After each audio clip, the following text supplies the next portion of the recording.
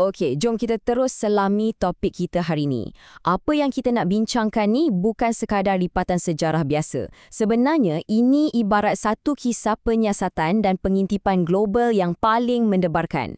Dalam kupasan kali ini, kita akan meneliti bahan sumber yang membongkar jejak bayang-bayang Shadows of the Reich, iaitu satu analisis mendalam tentang operasi memburu sisa-sisa anggota SS selepas Perang Dunia Kedua. Memang cukup mind-blowing. Pernah tak anda terfikir macam mana ribuan anggota SS yang paling ditakuti di dunia, bayangkan ini tentera elit Nazi, boleh tiba-tiba gaib, hilang macam tu je pada tahun 1945. Macam tak masuk akal kan? Bukannya silap mata. Ini sebenarnya adalah sebuah kisah pelarian besar-besaran, penyamaran licik dan satu siri buruan detektif antarabangsa yang memakan masa lebih daripada 7 dekad. Mari kita rungkai sama-sama macam mana kekacauan ini bermula. Bayangkan situasi waktu tu. Dalam masa 2 minggu je, semuanya runtuh. Hancur lebur. Pada 23 April, Hermann Göring lari ke selatan nak berunding untuk penyerahan diri. Menjelang 30 April, Adolf Hitler menamatkan riwayatnya sendiri di dalam kubu bawah tanah. Kemudian, menjelang 2 Mei, tentera Soviet merempuh masuk menawan Reichstag di Berlin. Dan beberapa hari lepas tu, penyerahan tanpa syarat ditandatangani. Suasana masa tu betul-betul huru-hara. Dalam detik-detik panik ini, dengan tentera bersekutu makin rapat mengepung, pegawai-pegawai tertinggi Nazi cuma ada 2 pilihan. Serah diri mengharap simpati atau lenyap tanpa dikesan. Jadi, demi nak bertahan hidup, diorang buat penyamaran yang memang gila. Ambil contoh Gerda, isteri kepada Martin Bormann. Dia pakaikan ke-9, 9 anaknya baju kompang-camping supaya dia boleh menyamar sebagai ketua rumah anak yatim untuk melarikan diri ke South Tyrol. Atau yang ni, lagi tak masuk akal, Rudolf Höss. Dia ni komander kem Auschwitz yang sangat kejam tu, tapi dia boleh menyamar jadi petani biasa dekat sempadan Denmark selama 5 bulan. Realitinya penuh dengan helah yang terdesak, sehinggalah Höss akhirnya disergap dan ditangkap, percayakan atau tidak, dalam pakaian tidurnya sahaja lepas isteri dia disoal siasat. Tapi, apa yang paling menarik di sini, pelarian diorang ni sebenarnya bukan kebetulan semata-mata. Rupa-rupanya ada satu infrastruktur rahsia yang sangat bersistematik. Namanya ODSS, singkatan untuk Organisasi Bekas Anggota SS. Dipercayai rangkaian strategi ini dah mula dirancang seawal tahun 1944 lagi untuk menyeluduk petinggi Nazi keluar dari Jerman. Tak kiralah ia dirancang berpusat atau bergerak secara bebas, keberkesanannya memang menakutkan. Dianggarkan sekitar 10,000 orang yang ada kaitan dengan parti itu berjaya meloloskan diri sebelum tahun 1940-an berakhir. Dan kalau anda rasa laluan rahsia tu dah cukup licik, dengar cerita ni. Ada organisasi yang beroperasi terang-terangan. Kenali Steelhilfe atau bantuan sunyi yang ditubuhkan dekat Munich pada 1951. Cuba bayangkan sebuah organisasi bukan untung yang sah di sisi undang-undang guna duit derma orang awam untuk biayai penjenayah perang. Tujuan dorang adalah untuk beri bantuan guaman dan bantuan pelarian secara terus kepada bekas anggota SS. Mereka beroperasi tepat di bawah hidung pihak berkuasa sampai berjaya sembunyikan penjenayah kejam macam Erich Priebke, pembunuh beramai-ramai di Gua Ardeatine dekat Argentina selama hampir 50 tahun. Okey, cuba dengar nombor ni betul-betul. 120,000. 120,000. Ini bukan tekaan kosong ya.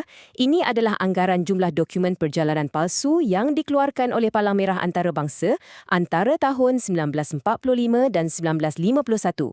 Macam mana ia boleh jadi begitu mudah? Kebanyakan dokumen ni disalurkan melalui apa yang dipanggil laluan biara. Ia merupakan satu rangkaian padri dan biara Katolik dekat Itali yang bersimpati yang mana mereka ni sudi bekalkan identiti baharu kepada pelarian tanpa buat sebarang pemeriksaan latar belakang yang ketat. Bila dorang dah berjaya lepaskan diri, kehidupan baru yang dibina tu memang sangat-sangat menjengkelkan.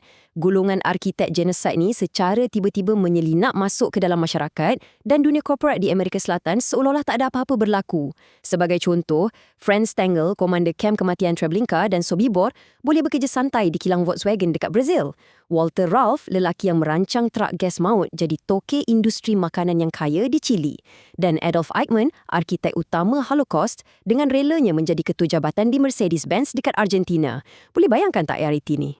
Tetapi hakikatnya, kejayaan pelarian ini juga sebahagian besarnya didorong oleh percaturan pragmatik Perang Dingin. Mari kita lihat kes Klaus Barbie. Dia ni digelar penyembelih dari Lyon, bertanggungjawab ke atas 14,000 kematian di Perancis. Tapi dari seorang pegawai perisikan SS, dia tiba-tiba berubah menjadi aset perisikan Amerika Syarikat lepas perang. Kenapa agaknya perisikan AS lindungi dia dari diekstradisi ke Perancis? Sebab mereka nak guna kemahiran anti-komunisnya dekat Amerika Latin.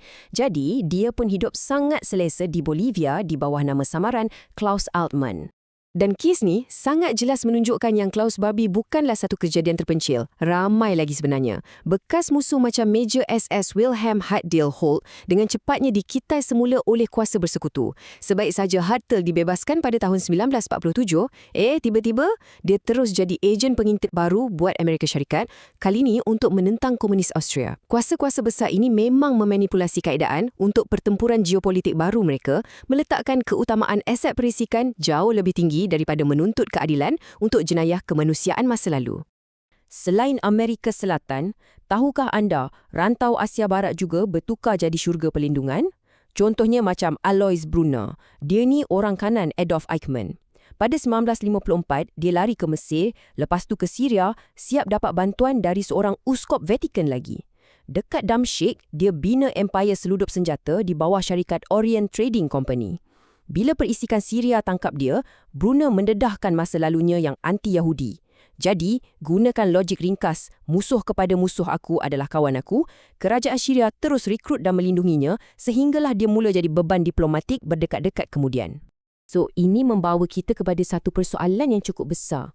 Bila mahkamah antarabangsa mula perlahan dan kerajaan-kerajaan asing pula masing-masing pandang arah lain sebab ada agenda tersendiri, siapa yang akan memburu si pemburu ni? Di sinilah bermulanya babak yang paling mendebarkan. Ejen perisikan, terutamanya Mossad serta pemburu-pemburu Nazi persendirian terpaksa mengambil alih undang-undang menggunakan cara mereka tersendiri. 30,000. Cuba hadamkan angka ni betul-betul. 30,000. Ini adalah jumlah mangsa korban yang dikaitkan dengan seorang individu sahaja, Herbert Cukurs, yang mendapat gelaran penyembelih dari Riga. Tapi apa yang betul-betul bakar semangat pemburu Nazi adalah kelancangan Cukurs ni. Dia dengan beraninya hidup secara terbuka, guna nama sebenar lagi dekat Brazil. Dia bina perniagaan, hidup macam biasa, tanpa sekelumit pun rasa bersalah atau cuba nak menyembunyikan identitinya. Habis tu, macam mana Mossad tangkap dia? Ia memang sebiji macam jalan cerita filem spy thriller. Memandangkan laluan ekstradisi dah tak berkesan, mereka langkau terus proses tu. Pertama, dorang pasang umpan. Ejen Mossad menyamar sebagai ahli perniagaan bernama Anton Kunzler dan jemput Cukurs ke Uruguay konon nak buka perniagaan penerbangan. Kedua, perangkap. Cukurs diterbangkan ke sebuah rumah sewa terpencil di Montevideo. Dan langkah terakhir, serangan. Sebaik saja dia melangkah masuk, ejen terus sergap. Walaupun Cukurs melawan dengan sangat ganas, dia akhirnya dieksekusi. Dan mayatnya ditinggalkan di dalam sebuah pegasi besar. Satu pengakhiran yang sangat kejam, tapi muktamad. Poin yang paling krusial di sini ialah kadang-kadang rancangan bersembunyi yang paling sempurna pun boleh hancur cuma disebabkan satu kesilapan bodoh. Penangkapan arkitek Holocaust Adolf Eichmann pada tahun 1960 bermula secara tak sengaja bila anaknya yang bermulut murai terlepas cakap tentang identiti keluarganya kepada teman wanita di Buenos Aires. Yang ironinya, ayah gadis itu merupakan survivor camp. Selepas identiti disahkan, Mossad terus lancarkan serangan hendap. Dorang bius Eichmann dekat perhentian bas, pakaikan dia seragam pramugara dan terus duduk keluar dari Argentina. Nampak tak? Hanya kerana silap cakap seorang remaja, antara lelaki paling dicari di dunia jatuh tersungkur. Tapi sejujurnya kita kena terima realiti yang mengecewakan. Bukan semua buruan ni berjaya. Ambil kes Joseph Mengele, malaikat maut yang sangat dikehendaki. Dia terlepas dari tahanan awal Amerika Syarikat sebab satu teknikaliti yang menyakitkan hati. Dia tak ada tatu jenis darah SS dekat lengannya macam ahli lain, jadi dorang langsung tak tahu siapa dia sebenarnya. Bertahun-tahun kemudian, Mossad nyaris nak tangkap dia dekat Brazil, tapi ejen terpaksa batalkan serangan sebab tak dapat pengesahan identiti secara mutlak. Mengele akhirnya mati lemas pada 1979, membawa segala dosanya ke liang lahat tanpa pernah diheret ke mahkamah. Sepanjang sejarah pemburuan ni, ada satu nama yang kita tak boleh nak abaikan, Simon Wiesenthal. Sebagai seorang survivor daripada beberapa kem maut, dia betul-betul dedikasikan seluruh hidupnya untuk menjejaki lebih 1,100 penjenayah perang Nazi. Legasi beliau memang agak kompleks sebab ada sejarawan kata kadang-kadang dia macam membesar-besarkan sikit peranan pribadinya, tapi itu tak penting sebab strategi kempen medianya yang sangat agresif berjaya memastikan orang awam tak pernah lupa menuntut keadilan, memaksa birokrasi antarabangsa untuk terus bertindak. Anda mungkin terfikir, pemburuan ni mesti dah lama tamat kan? Yelah, dah berpuluh tahun berlalu. Tapi tidak. Pejabat Pusat Penyiasatan Jenayah Sosialis Nasional di Ludwigsburg, Jerman masih memburu sampai ke hari ini. Institusi yang aktif sejak 1958 ini masih bertungkus lumus membongkar fail, meneliti arsip lama dan bayangkan, dorang masih dapat mengenal pasti sekitar 30 suspek yang masih hidup setiap tahun. Ini buktinya yang keadilan itu memang tak pernah tidur. Cuma bezanya, sifat pendakwaan moden sekarang dah jadi macam satu perlumbaan melawan masa. Kalau zaman pertengahan abad dulu, mereka buru jerung besar, komander dan arsitek perang yang masing-masing tengah berada di usi primer, masuk abad ke-21, sasarannya dah jauh berbeza. Pengawal pangkat rendah, operator komunikasi atau pekerja dapur kem yang umur masing-masing dah cecah 90-an, macam Johann Ria Bogen di usia 94 dan Bruno Day di usia 93. Mengapa nak bicarakan lagi? Sebab matlamat utamanya sekarang bukan sekadar hukuman penjara fizikal, tetapi untuk mengukuhkan rekod sejarah dan perundangan yang muktamad. Seperti mana ayat ini tegaskan, keadilan tak ada tarikh luput, lebih-lebih lagi untuk jenayah terhadap kemanusiaan. Mengapa pencarian ini masih penting walaupun berdekad-dekad dah berlalu? Fikirkan macam ni, ia bukan sekadar nak menghukum apa yang berlaku semalam, tapi menjadi satu amaran keras untuk masa depan. Nama-nama mereka, apa yang mereka dah buat dan kesan ideologi tersebut mesti dipahat dalam sejarah. Jadi, adakah kita sebagai masyarakat moden akan sentiasa ingat penyajaran ini bila berdepan dengan krisis dunia yang baru? Teruslah membaca, sentiasa persoalkan sejarah dan terima kasih sebab sudi menyertai kupasan ini bersama saya,